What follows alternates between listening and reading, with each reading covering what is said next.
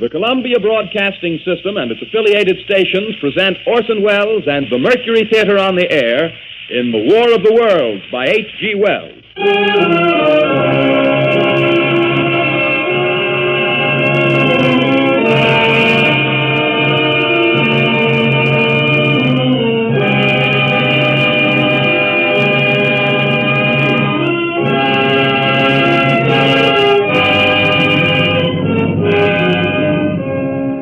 Ladies and gentlemen, the director of the Mercury Theater and star of these broadcasts, Orson Welles. We know now that in the early years of the 20th century, this world was being watched closely by intelligences greater than man's, and yet as mortal as his own. We know now that as human beings busied themselves about their various concerns, they were scrutinized and studied, perhaps almost as narrowly as a man with a microscope might scrutinize the transient creatures that swarm and multiply in a drop of water. With infinite complacence, people went to and fro over the earth about their little affairs, serene in the assurance of their dominion over this small, spinning fragment of solar driftwood, which by chance or design, man has inherited out of the dark mystery of time and space. Yet across an immense ethereal gulf, minds that are to our minds as ours are to the beasts in the jungle, intellects, vast, cool, and unsympathetic, regarded this earth with envious eyes and slowly and surely drew their plans against us. In the 39th year of the 20th century came the Great Disillusionment. It was near the end of October. Business was better. The war scare was over. More men were back at work. Sales were picking up. On this particular evening, October 30th, the Crosley service estimated that 32 million people were listening in on radios. For the next 24 hours, not much change in temperature.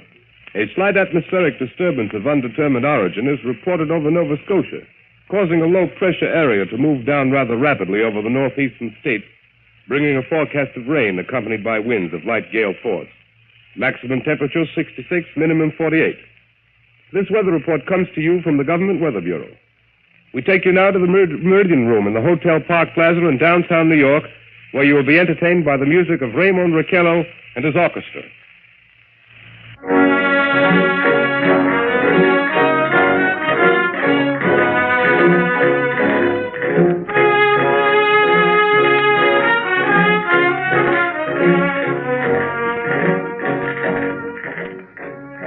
Good evening, ladies and gentlemen. From the Meridian Room in the Park Plaza Hotel in New York City, we bring you the music of Raymond Raquello and his orchestra. With a touch of the Spanish, Raymond Raquello leads off with La Comparsita.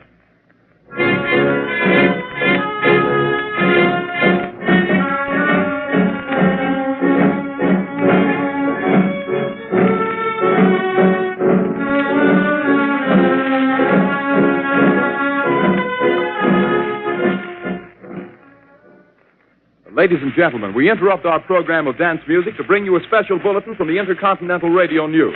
At 20 minutes before 8 Central Time, Professor Farrell of the Mount Jennings Observatory, Chicago, Illinois, reports observing several explosions of incandescent gas occurring at regular intervals on the planet Mars. The spectroscope indicates the gas to be hydrogen and moving toward the Earth with enormous velocity. Professor Pearson of the observatory at Princeton confirms Farrell's observation and describes the phenomenon as, quote, like a jet of blue flame shot from a gun, unquote. We now return you to the music of Raymond Raquello playing for you in the Meridian Room of the Park Plaza Hotel situated in downtown New York.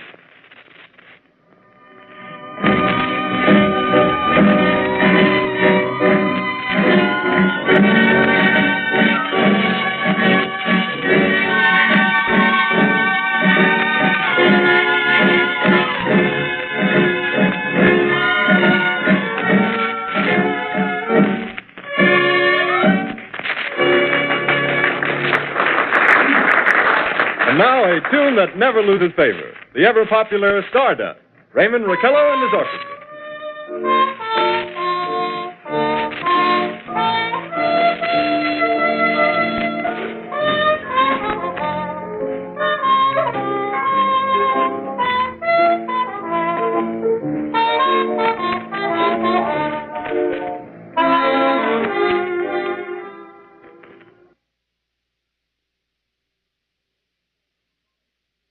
Ladies and gentlemen, following on the news given in our bulletin a moment ago, the Government Meteorological Bureau has requested the large observatories of the country to keep an astronomical watch on any further disturbances occurring on the planet Mars. Due to the unusual nature of this occurrence, we have arranged an interview with a noted astronomer, Professor Pearson, who will give us his views on this event. In a few moments, we will take you to the Princeton Observatory at Princeton, New Jersey. We return you until then to the music of Raymond Raquello and his orchestra.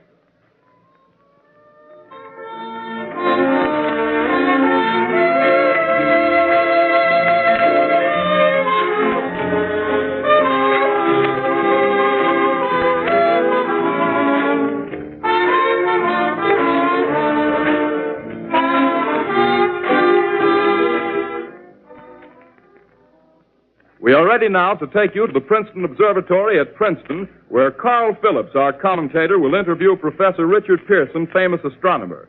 We take you now to Princeton, New Jersey. Good evening, ladies and gentlemen. This is Carl Phillips speaking to you from the observatory at Princeton. I'm standing in a large semicircular room, pitch black except for an oblong split in the ceiling. Through this opening, I can see a sprinkling of stars that cast a kind of frosty glow over the intricate mechanism of the huge telescope. The ticking sound you hear is the vibration of the clockwork. Professor Pearson stands directly above me on a small platform, peering through the giant lens. I'll ask you to be patient, ladies and gentlemen, during any delay that may arouse during our interview. Besides the ceaseless watch of the heavens, Professor Pearson may be interrupted by telephone or other communications. During this period, he is in constant touch with the astronomical centers of the world. Professor, may I begin our questions? Any time, Mr. Phillips. Professor, would you please tell our radio audience exactly what you see as you observe the planet Mars through your telescope? Nothing unusual at the moment, Mr. Phillips. A red disk swimming in a blue sea. Transverse stripes across the disk. Quite distinct now because Mars happens to be at the point nearest the Earth, in opposition, as we call it. In your opinion, what do these transverse stripes signify, Professor Pearson? Not canals, I can assure you, Mr. Phillips. See. Although that's the popular conjecture of those who imagine Mars to be inhabited. From a scientific viewpoint, the stripes are merely the result of atmospheric conditions peculiar to the planet. Then you're quite convinced, as a scientist, that living intelligence as we know it does not exist on Mars? I'd say the chances against it are 1,000 to 1. And yet, how do you account for these gas eruptions occurring on the surface of the planet at regular intervals? Phillips, I cannot account for it. By the way, Professor, for the benefit of our listeners, how far is Mars from the Earth? Approximately 40 million miles. Well, that seems a safe enough distance. Just a moment, ladies and gentlemen. Someone has just handed Professor Pearson a message. While he reads it, let me remind you that we are speaking to you from the observatory in Princeton, New Jersey, where we are interviewing the world-famous astronomer, Professor Pearson. One moment, please. Professor Pearson has passed me a message which he has just received. Professor, may I read the message to the listening audience? Certainly, Mr. Phillips. Ladies and gentlemen, I shall read you a wire addressed to Professor Pearson from Dr. Gray of the Natural History Museum, New York. Quote, 9:15 p.m. Eastern Standard Time. Seismograph registered shock of almost earthquake intensity occurring within a radius of 20 miles of Princeton. Please investigate. Signed, Lloyd Gray, Chief of Astronomical Division. Unquote. Professor Pearson, could this occurrence possibly have something to do with the disturbances observed on the planet Mars? Hardly, Mr. Phillips. This is probably a meteorite of unusual size, and its arrival at this particular time is merely a coincidence. However, we shall conduct a search as soon as daylight permits. Thank you, Professor. Ladies and gentlemen, for the past 10 minutes, we've been speaking to you from the observatory at Princeton, bringing you a special interview with Professor Pearson, noted astronomer. This is Carl Phillips speaking. We are returning you now to our New York studio.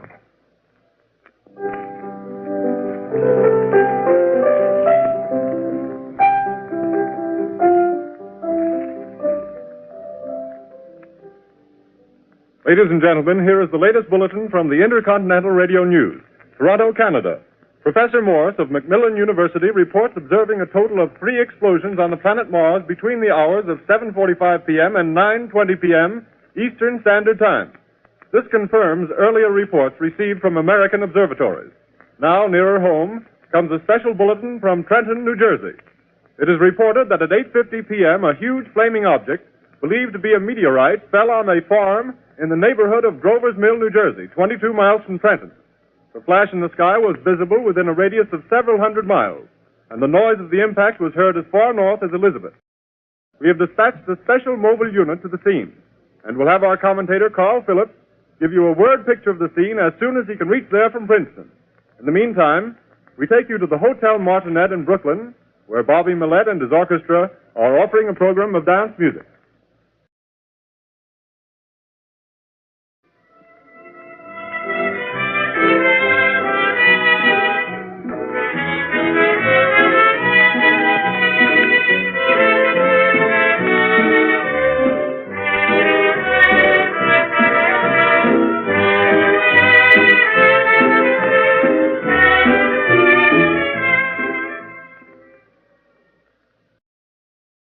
We take you now to Grover's Mill, New Jersey.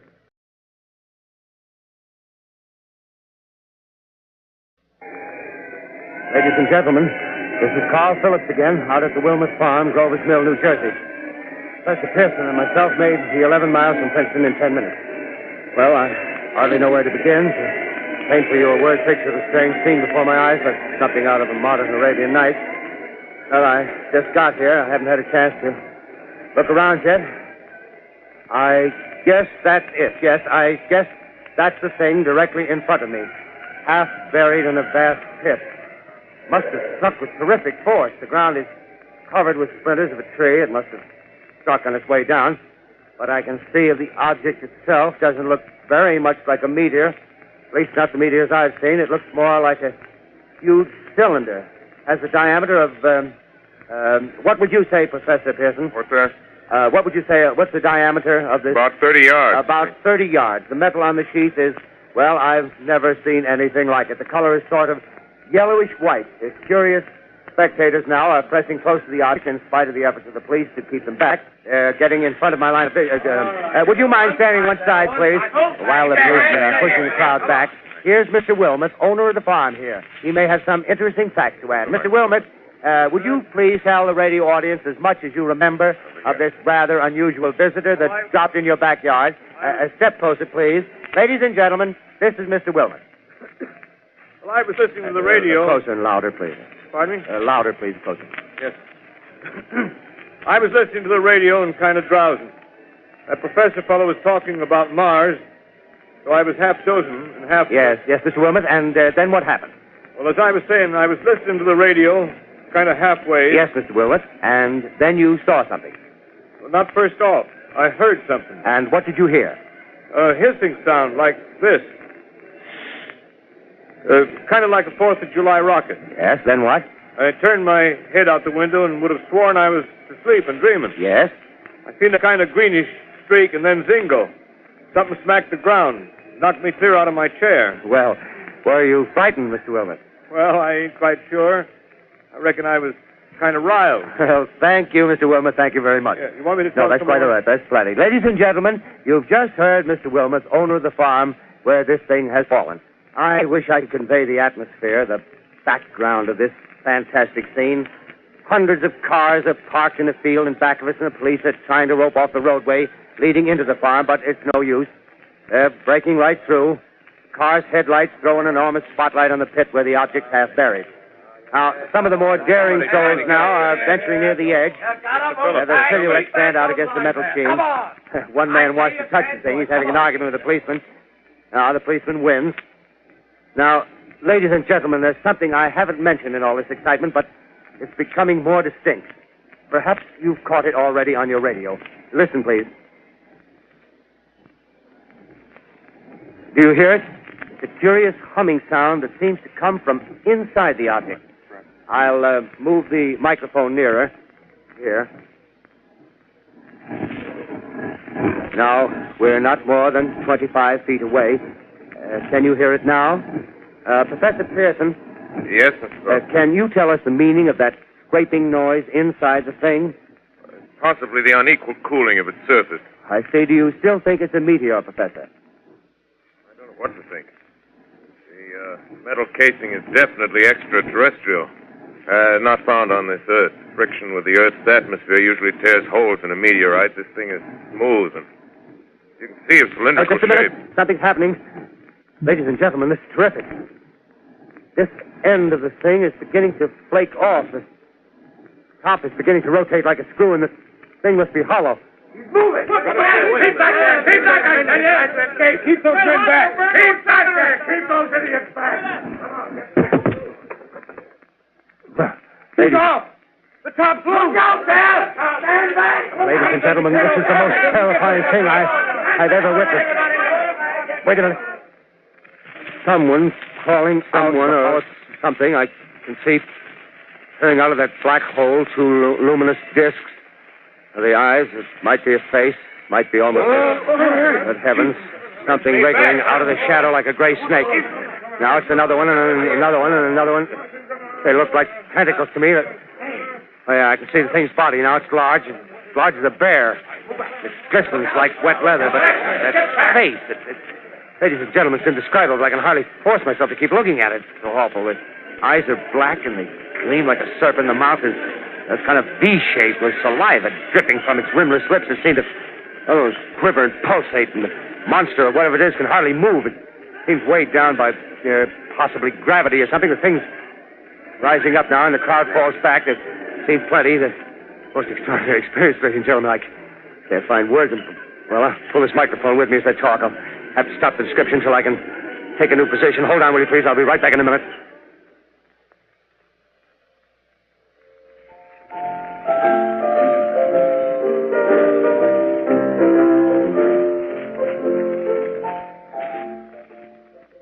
We are bringing you an eyewitness account of what's happening on the Wilmuth Farm, Grover's Mill, New Jersey.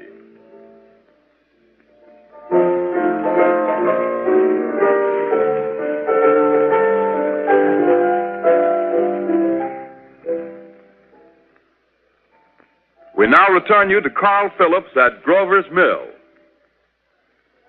Ladies and gentlemen, am I on? Ladies and gentlemen, here I am, back of a stone wall that adjoins Mr. Wilmuth's garden. From here, I get a sweep of the whole scene. I'll give you every detail as long as I can talk and as long as I can see. More state police have arrived. They're drawing up a cordon in front of the pit. About 30 of them. No need to push the crowd back now. They're willing to keep their distance. The captain conferring with someone. Can't quite see who. Oh, yes, I believe it's Professor Pearson. Yes, it is. Now they've parted, and the professor moves around one side, studying the object while the captain and two policemen advance with something in their hands. I can see it now. It's a white handkerchief tied to a pole. Flag of truce. If those creatures know what that means, what anything means. Wait a minute, something's happening. A humped shape is rising out of the pit. I can make out a small beam of light against a mirror. What's that? There's a jet of flame springing from the mirror, and it leaps right at the advancing men. It strikes them head on. Lord, they're turning into flames. Now the whole field's caught up by the woods, the barns, the gas tanks of the automobiles spreading everywhere. It's coming this way now, about 20 yards to my right.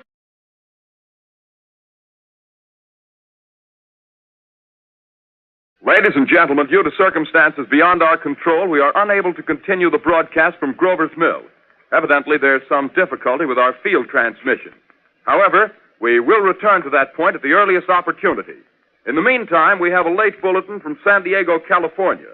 Professor Indelkoffer, speaking at a dinner of the California Astronomical Society, expressed the opinion that the explosions on Mars are undoubtedly nothing more than severe volcanic disturbances on the surface of the planet. We continue now with our piano interlude.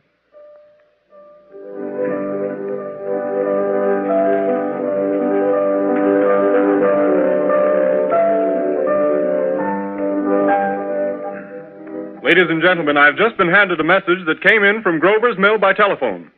Just one moment, please. At least 40 people, including 6 state troopers, lie dead in a field east of the village of Grover's Mill. Their bodies burned and distorted beyond all possible recognition. The next voice you hear will be that of Brigadier General Montgomery Smith, commander of the state militia at Trenton, New Jersey. I have been requested by the governor of New Jersey to place the counties of Mercer and Middlesex as far west as Princeton and east to Jamesburg under martial law.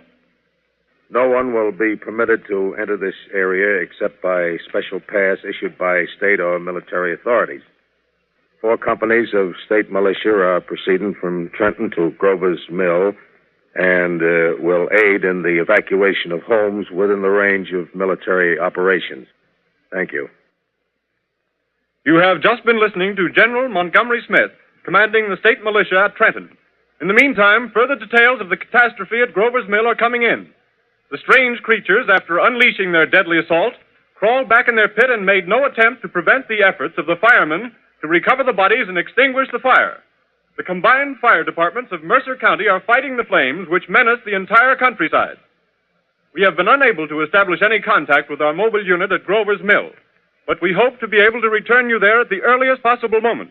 In the meantime, we take you to... Just one moment, please.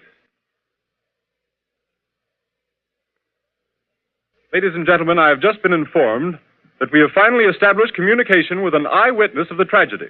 Professor Pearson has been located at a farmhouse near Grover's Mill, where he has established an emergency observation post.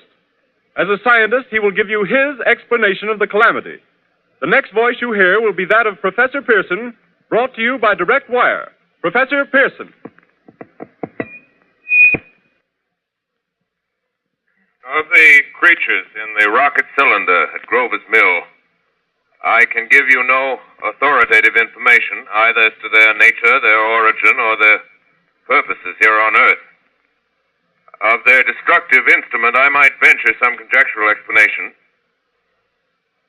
For want of a better term, I shall refer to the mysterious weapon as a heat ray. It's all too evident that these creatures have scientific knowledge far in advance of our own. It's my guess that in some way they are able to generate an intense heat in a chamber of practically absolute non-conductivity. This intense heat they project in a parallel beam against any object they choose by means of a polished parabolic mirror of unknown composition, much as the mirror of a lighthouse projects a beam of light. That is my conjecture of the origin of the heat ray.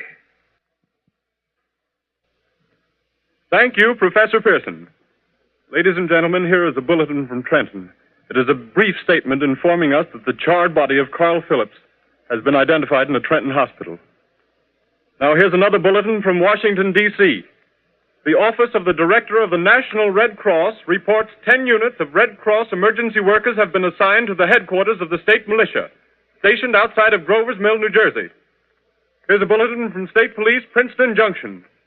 The fires at Grover's Mill and vicinity are now under control. Scouts report all quiet in the pit, and there is no sign of life appearing from the mouth of the cylinder. Now, ladies and gentlemen, we have a special statement from Mr. Harry McDonald, Vice President in charge of operations. We have received a request from the state militia of Trenton to place at their disposal our entire broadcasting facilities. In view of the gravity of the situation, and believing that radio has a responsibility to serve in the public interest at all times, we are turning over our facilities to the state militia at Trenton. We take you now to the field headquarters of the state militia near Grover's Mill, New Jersey. This is Captain Lansing of the Signal Corps, attached to the state militia, now engaged in military operations in the vicinity of Grover's Mill. Situation arising from the reported presence of certain individuals of unidentified nature is now under complete control. The cylindrical object, which lies in a pit directly below our position, surrounded on all sides by 8 battalions of infantry, without heavy field pieces, but adequately armed with rifles and machine guns. All cause for alarm, if such cause ever existed, is now entirely unjustified. Things, whatever they are, do not even venture to poke their heads above the pit. I can see their hiding place plainly in the glare of the searchlights here. With all their reported resources, these creatures can scarcely stand up against heavy machine gun fire. Anyway, it's an interesting outing for the troops. I can make out their khaki uniforms crossing back and forth in front of the lights. Looks almost like a real war. There appears to be some slight smoke in the woods bordering the Millstone River, probably fire started by campers. Well, we ought to see some action soon. One of the companies is deploying on the left flank. A quick thrust and it'll all be over. Now, wait a minute, See something on top of the cylinder. No, it's nothing but a shadow. Now the troops are on the edge of the Wilmot Farm. 7,000 armed men closing in on an old metal tube. A tub, rather. Well, wait, that wasn't a shadow. It's something moving. Solid metal, kind of a shield-like affair rising up out of the cylinder. It's going higher and higher. What? It's standing on legs, actually rearing up on a sort of metal framework. Now it's reaching above the trees and the searchlights are on it. Hold on.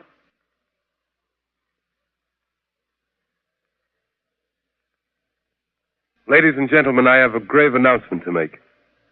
Incredible as it may seem, both the observations of science and the evidence of our eyes lead to the inescapable assumption that those strange beings who landed in the Jersey farmlands tonight are the vanguard of an invading army from the planet Mars. The battle which took place tonight at Grover Mills has ended in one of the most startling defeats ever suffered by an army in modern times. 7,000 men armed with rifles and machine guns pitted against a single fighting machine of the invaders from Mars. 120 known survivors. The rest strewn over the battle area from Grover's Mill to Plainsboro, crushed and trampled to death under the metal feet of the monster, or burned to cinders by its heat ray. The monster is now in control of the middle section of New Jersey and has effectively cut the state through its center. Communication lines are down from Pennsylvania to the Atlantic Ocean.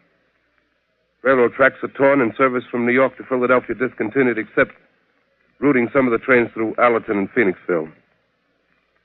Highways to the north, south, and west are clogged with frantic human traffic. Police and army reserves are unable to control the mad flight. By morning, the fugitives will have swelled Philadelphia, Camden, and Trenton. It is estimated to twice their normal population.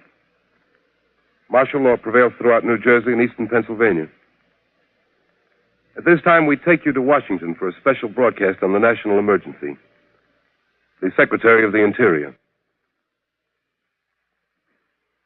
Citizens of the nation, I shall not try to conceal the gravity of the situation that confronts the country, nor the concern of your government in protecting the lives and property of its people. However, I wish to impress upon you, private citizens and public officials, all of you, the urgent need of calm and resourceful action. Fortunately, this formidable enemy is still confined to a comparatively small area, and we may place our faith in the military forces to keep them there. In the meantime, placing our faith in God, we must continue the performance of our duties, each and every one of us, so that we may confront this destructive adversary with a nation united, courageous, and consecrated to the preservation of human supremacy on this earth. I thank you. You have just heard the Secretary of the Interior speaking from Washington. Bulletins too numerous to read are piling up in the studio here. We're informed that the central portion of New Jersey is blacked out from radio communication due to the effect of the heat ray upon power lines and electrical equipment. Here's a special bulletin in New York. Cables have been received from English, French, and German scientific bodies offering assistance. Astronomers report continued gas outbursts at regular intervals on the planet Mars. The majority voiced the opinion that the enemy will be reinforced by additional rocket machines. There have been several attempts made to locate Professor Pearson of Princeton, who has observed Martians at close range. It is feared he was lost in the recent battle. Langham Field, Virginia. Scouting planes report 3 Martian machines visible above treetops, moving north toward Somerville with population fleeing ahead of them. The heat ray is not in use, although advancing at express train speed, invaders pick their way carefully. They seem to be making a conscious effort to avoid destruction of cities and countryside. However, they stop to uproot power lines, bridges, and railroad tracks. Their apparent objective is to crush resistance, paralyze communication, and disorganize human society. Here is a bulletin from Basking Ridge, New Jersey. Coon hunters have stumbled on a second cylinder similar to the first, embedded in the Great Swamp 20 miles south of Morristown. Army field pieces are proceeding from Newark to blow up the second invading unit before the cylinder can be opened and the fighting machine rigged. They are taking up a position in the foothills of Watchung Mountain. Another bulletin from Langham Field, Virginia. Scouting planes report enemy machines, now 3 in number, increasing speed northward, kicking over houses and trees in their evident haste to form a conjunction with their allies south of Morristown. Machines also sighted by telephone operator east of Middlesex within 10 miles of Plainfield. Here's a bulletin from Winston Field, Long Island. A fleet of Army bombers carrying heavy explosive flying north in pursuit of enemy. Scouting planes act as guides. They keep the speeding enemy in sight. Just a moment, please, ladies and gentlemen. We've run special wires to the artillery line and adjacent villages to give you direct reports from the zone of the advancing enemy. First, we take you to the battery of the 22nd Field Artillery, located in the Watchung Mountains. Range 32 meters. 32 meters. Projection 39 degrees. 39 degrees. Fire.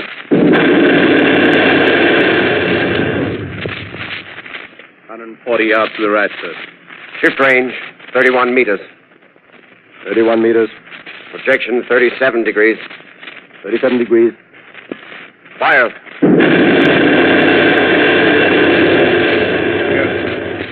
Hit, sir. Got the tripod of one of them. That's off. The others are trying to repair it. Quick, get the range. Shift 30 meters. 30 meters. Projection 27 degrees. 27 degrees. Fire.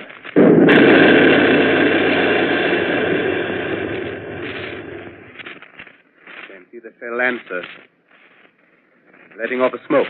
What is it? Black smoke, sir. Moving this way. Lying close to the ground. Moving fast. Put on gas mask. Get ready to fire. Shift to 24 meters. 24 meters. Projection 24 degrees. 24 degrees. Fire.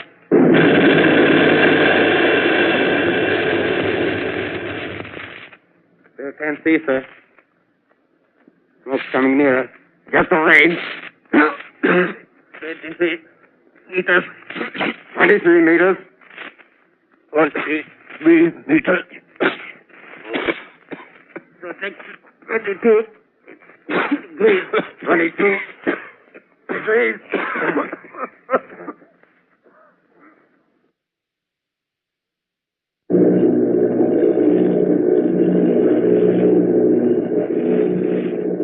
Army bombing plane B-843 off Bayonne, New Jersey. Lieutenant Vogt, commanding 8 bombers, reporting to Commander Fairfax, Langham Field.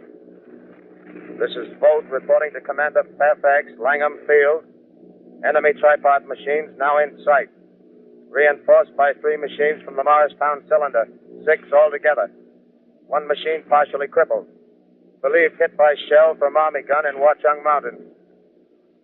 Guns now appear silent. A heavy black fog hanging close to the earth of extreme density, nature unknown. No sign of heat ray. Enemy now turns east, crossing Passaic River into the Jersey marshes. Another straddles the Pulaski Skyway. Evident objective is New York City. They're pushing down a high-tension power station. Machines are close together now, and we're ready to attack. Planes circling, ready to strike.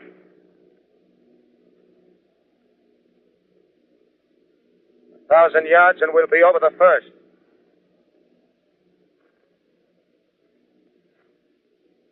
Eight 800 yards.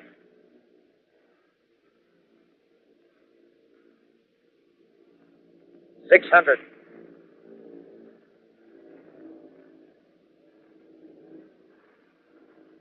$400.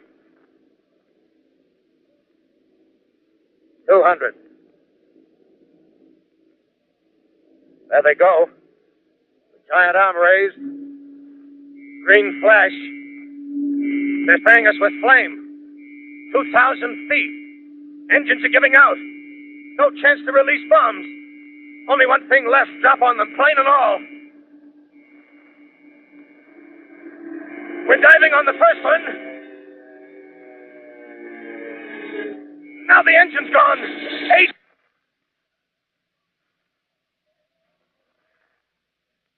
This is Bayonne, New Jersey, calling Langham Field. This is Bayonne, New Jersey, calling Langham Field. Come in, please. Langham Field. Go ahead. 8 Army bombers in engagement with enemy tripod machines over Jersey Flats. Engines incapacitated by heat ray. All crashed. One enemy machine destroyed. Enemy now discharging heavy black smoke in direction of... Newark, New Jersey. This is Newark, New Jersey. Warning. Poisonous black smoke pouring in from Jersey marshes. Reaches South Street. Gas mask useless. Urge population to move into open spaces. Automobiles use routes 7, 23, 24. Avoid congested areas. Smoke now spreading over Raymond Boulevard. 2X2L calling CQ, 2X2L calling CQ, 2X2L calling 8X3R. Come in, please. This is 8X3R coming back at 2X2L. How's reception? How's reception? K, please. Where are you, 8X3R? What's the matter? Where are you?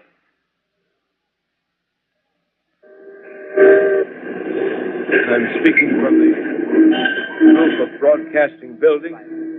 I'm speaking from the roof of Broadcasting Building, New York City. The bells you hear are ringing to warn the people to evacuate the city as Martians approach.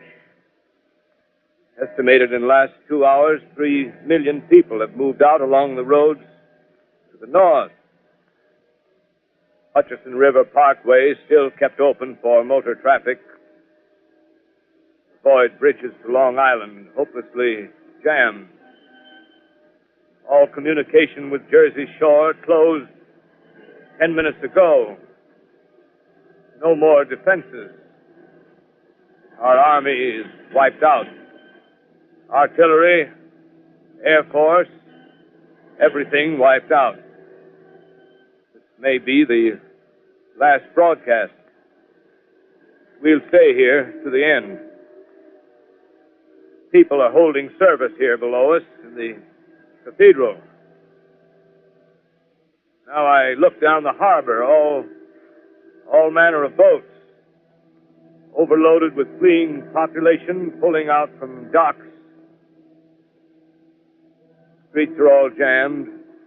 Noise in crowds like New Year's Eve in city. Wait a minute. The enemy's now in sight above the Palisades. Five great machines. First one is crossing the river. I can see it from here, wading the Hudson like a man wading through a brook. A bulletin is handed me. Martian cylinders are falling all over the country. One outside of Buffalo, one in Chicago, St. Louis. Seem to be timed and spaced. Now the first machine reaches the shore. He stands watching, looking over the city. Steel Cowlish head is even with the skyscrapers. He waits for the others. They rise like a line of new towers on the city's west side. Now they're lifting their metal hands. This is the end now. Smoke comes out, black smoke drifting over the city. People in the streets see it now. They're running toward the East River, thousands of them, dropping in like rats. Now the smoke's spreading faster. It's reached Times Square. People are trying to run away from it, but it's no use. They're falling like flies. Now the smoke's crossing 6th Avenue. 5th Avenue.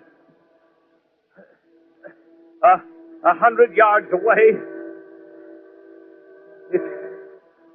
It's 50 feet.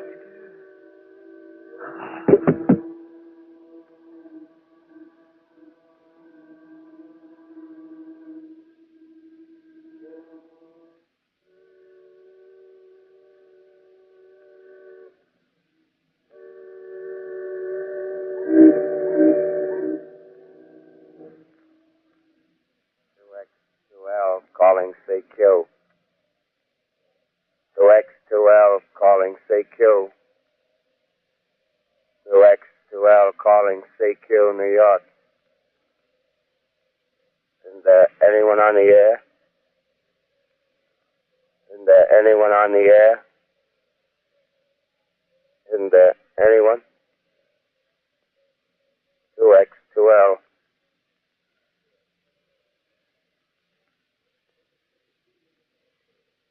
You are listening to a CBS presentation of Orson Welles and the Mercury Theater on the Air in an original dramatization of The War of the Worlds by H.G. Wells. The performance will continue after a brief intermission. This is the Columbia Broadcasting System.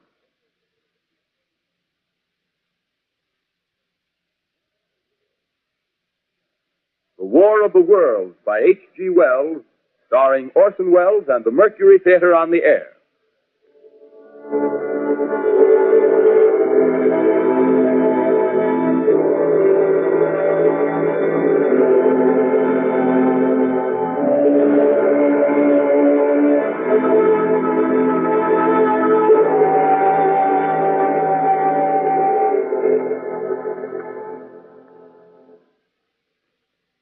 As I set down these notes on paper, I'm obsessed by the thought that I may be the last living man on Earth.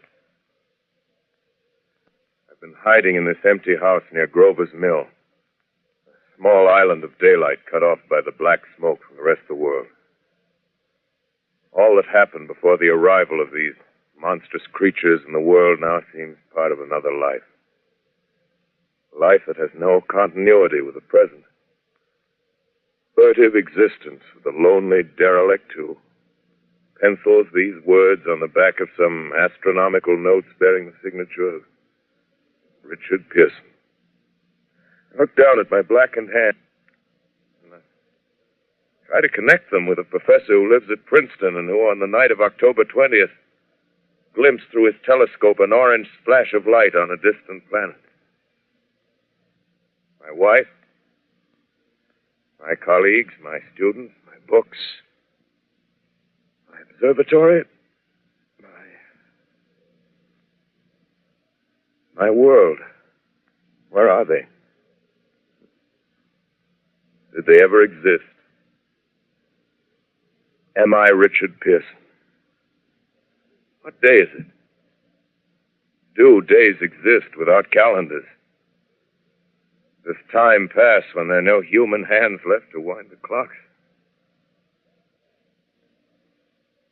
Writing down my daily life, I tell myself I shall preserve human history between the dark covers of this little book that was meant to record the movements of the stars. But to write, I must live, and to live, I must eat. Find moldy bread in the kitchen and an orange not too spoiled to swallow. Keep watch at the window. Time to time, I catch sight of a Martian above the black smoke. Smoke still holds the house in its black coil, but at length there's a hissing sound, and suddenly I see a Martian mounted on his machine, spraying the air with a jet of steam as if to dissipate the smoke. I watch in a corner as his huge metal legs nearly brush against the house. Exhausted by terror, I fall asleep. Morning. Morning. Sun streams in the window. Black cloud of gas is lifted, and the scorched meadows to the north look as though a black snowstorm had passed over them. I venture from the house. I make my way to a road, no traffic. Here and there, a wrecked car, baggage overturned, a blackened skeleton. Push on north. For some reason, I feel safer trailing these monsters than running away from them. And I keep a careful watch. I've seen the Martians feed. Should one of their machines appear over the top of trees, I'm ready to fling myself flat on the earth. Come to a chestnut tree. October. Chestnuts are ripe. Fill my pockets. Just keep alive. 2 days I wander in a vague northerly direction through a desolate world. Finally, I noticed a living creature. A small red squirrel in a beech tree. I stare at him and wonder. He stares back at me. I believe at that moment the animal and I shared the same emotion. The joy of finding another living being. Push on north. I find dead cows in a brackish field, and beyond the charred ruins of a dairy and a silo, remain standing guard over the wasteland like a lighthouse, deserted by the sea. Astride the silo perches a weathercock. The arrow points north. North. Next day, I come to a city. City vaguely familiar in its contours, yet its buildings strangely dwarfed and leveled off as if a giant had sliced off its highest towers with a capricious sweep of his hand. Reached the outskirts, I found Newark. Newark, undemolished but humbled by some whim of the advancing Martians. Presently, with an odd feeling of being watched, I caught sight of something crouching in a doorway. I made a step towards it. Rose up and became a man. A man armed with a large knife. Stop! Where did you come from? I come from many places. A long time ago from Princeton. Princeton, huh? That's near Grover's Mill. Yes. Grover's Mill. There's no food here. This is my country. All this end of town down the river. There's only food for one. Which way are you going? I don't know. I guess I'm looking for people. Hey, what was that? You hear something just then? No. Only a bird. A live bird. You get to know that birds have shadows these days. Say, we're in the open here. Let's crawl in this doorway here and talk. Have you seen any Martians? No. They're going over to New York. Tonight, the sky's alive with their lights, just as if people were still living in it. By daylight, you can't see them. 5 days ago, a couple of them carried something big across the flats from the airport. I think they're learning how to fly. Fly? Yeah, fly. Then it's all over with humanity. Stranger, there's still you and I. 2 of us left. Yeah. They got themselves in solid. They wrecked the greatest country in the world. Those green stars, they're probably falling somewhere every night. They've only lost one machine. There isn't anything to do. We're done. We're licked. Where were you? You're in a uniform. Yeah, what's left of it. I was in the militia. National Guard. That's good. There wasn't any war. Any more than there's war between men and ants. Yes, but we're eatable ants. I found that out. What'll they do to us? I filled it all out. Right now, we're caught as we're wanted. The Martian only has to go a few miles to get a crowd on the run. But they won't keep on doing that. They'll begin catching us systematic, like keeping the best and storing us in cages and things. They haven't begun on us yet. Not begun? Not begun. All that's happened so far is because we don't have sense enough to keep quiet. Bothering them with guns and such stuff and losing our heads and rushing off in crowds. No. Instead of our rushing around blind, we got to fix ourselves up. Fix ourselves up according to the way things are now. Cities, nations, civilization, progress. Yes, but if that's so, what is there to live for? Well, there won't be any more concerts for 1,000,000 years or so, and no nice little dinners at restaurants. If it's amusement you're after, I guess the game's up. What is there left? Life, that's what. I want to live. Yeah, and so do you. We're not going to be exterminated. And I don't mean to be caught either. Tamed and fattened and bred like an ox. What are you going to do? I'm going on. Right under their feet. I got a plan. We men as men, we're finished. We don't know enough. We got to learn plenty before we got a chance. We've got to live and keep free while we learn, see? I've thought it all out, see? Well, tell me the rest. Well, it isn't all of us that are made for wild beasts. That's what it got to be. That's why I watched you. Watched you. All those little office workers that used to live in these houses. They be no good. They haven't any stuff in them.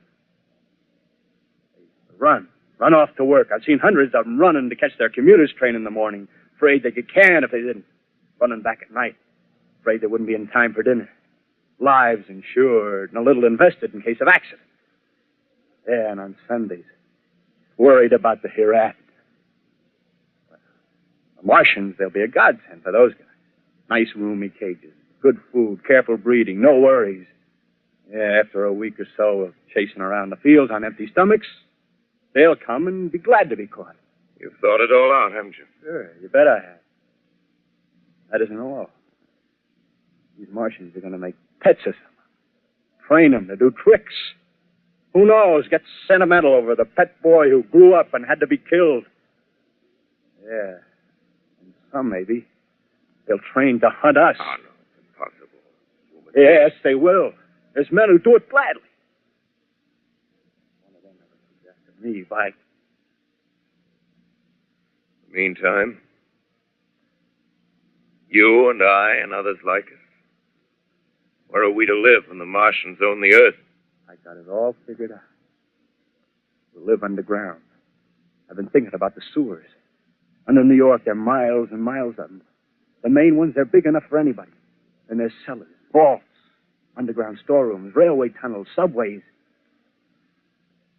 You begin to see, huh? We'll get a bunch of strong men together. No weakness. That rubbish, out. As you meant me to go. All right. Give you a chance, didn't I? Won't quarrel about that. Go on. Well, we got to make safe places for us to stay in, see?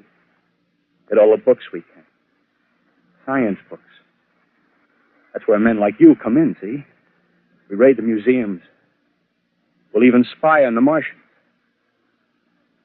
May not be so much we have to learn before... Just imagine this. 4 or 5 of their own fighting machines suddenly start off. Heat rays right and left. Not a Martian in them. Not a Martian in them, see?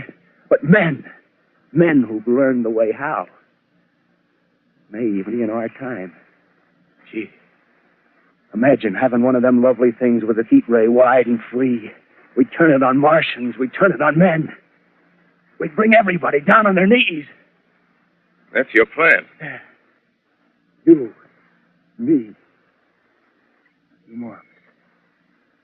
We'd own the world. I see. Hey. Hey, what's the matter? Where are you going? Not to your world. Bye, stranger.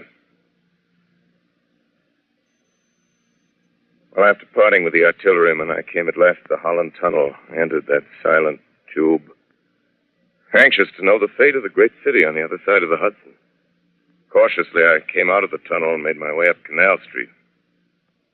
Reached 14th Street, and there again were black powder and several bodies and an evil, ominous smell from the gratings of the cellars of some of the houses. I wandered up through the 30s and 40s, stood alone on Times Square, caught sight of a lean dog running down 7th Avenue with a piece of dark brown meat in his jaws and a pack of starving mongrels at his heels. Made a wide circle around me as though he feared I might prove a fresh competitor. Walked up Broadway in the direction of that strange powder, past silent shop windows, displaying their mute wares to empty sidewalks. Past the Capitol Theater, silent, dark. Past a shooting gallery where a row of empty guns faced an arrested line of wooden ducks. Near Columbus Circle, I noticed models of 1939 motor cars in the showrooms facing empty streets. Over the top of the General Motors building, I watched a flock of black birds circling in the sky. Hurried on. Suddenly, I caught sight of the hood of a Martian machine, standing somewhere in Central Park, gleaming in the late afternoon sun. An insane idea. I rushed recklessly across Columbus Circle and into the park. I climbed a small hill above the pond at 60th Street, and from there I could see standing in a silent row along the mall 19 of those great metal titans, their cowls empty, their steel arms hanging listlessly by their sides. I looked in vain for the monsters that inhabit those machines. Suddenly, my eyes were attracted to the immense flock of black birds that hovered directly below me. They circled to the ground. And there before my eyes, stark and silent, lay the Martians with the hungry birds pecking and tearing brown shreds of flesh from their dead bodies.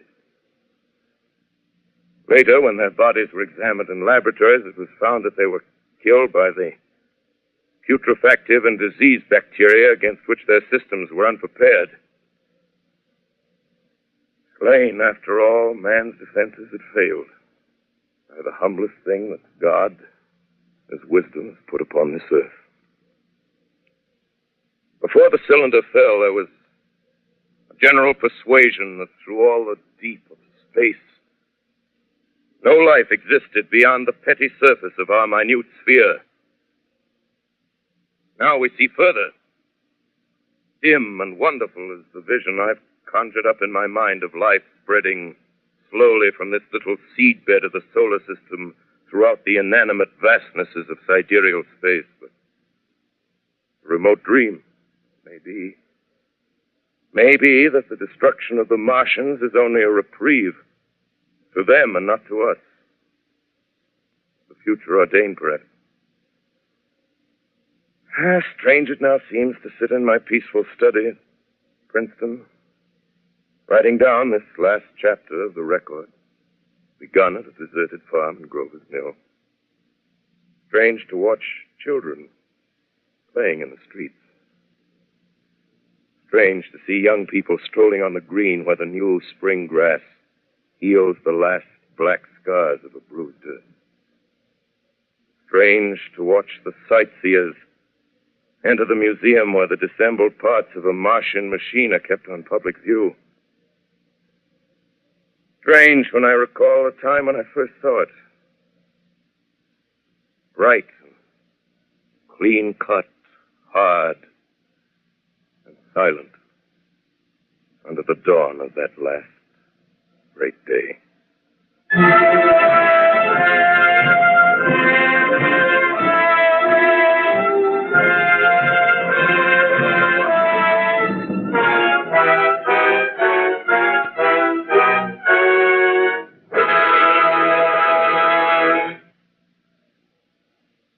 This is Orson Welles, ladies and gentlemen. Out of character, to assure you that the War of the Worlds has no further significance than as the holiday offering it was intended to be. The Mercury Theater's own radio version of dressing up in a sheet and jumping out of a bush and saying boo. Starting now, we couldn't soap all your windows and seal all your garden gates by tomorrow night, so we did the best next thing. We annihilated the world before your very ears and utterly destroyed the CBS. You will be relieved, I hope, to learn that we didn't mean it and that both institutions are still open for business. So goodbye, everybody, and remember, please, for the next day or so, the terrible lesson you learned tonight. That grinning, glowing, globular invader of your living room is an inhabitant of the pumpkin patch, and if your doorbell rings and nobody's there, that was no Martian. It's Halloween.